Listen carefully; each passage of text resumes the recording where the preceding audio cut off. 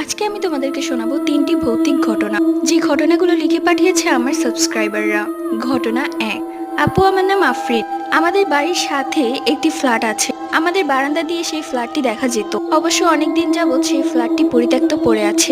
মানে ভাড়াটিয়ারা আসলেও সেই ফ্ল্যাটটি পছন্দ করতো না। কে জানে কি চক্কর। রাতের বেলা ঘুমালে শোনা যেত সেই ফ্ল্যাট থেকে কান্নার শব্দ। মনে হতো কেউ যেন করুণ শব্দে কান্না করছে, কিন্তু সেই ফ্ল্যাটে কেউ নেই। ঘটনা 2। একদিন আমি রাস্তা দিয়ে হাঁটছিলাম।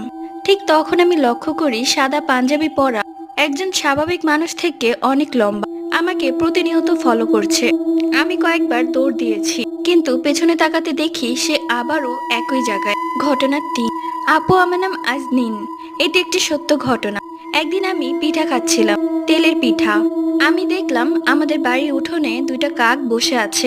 আমি ভাবলাম এই কাক দুটো এত রাতে কোত্থেকে আসলো। চোখের পলকে সে কাক দুটো উধাও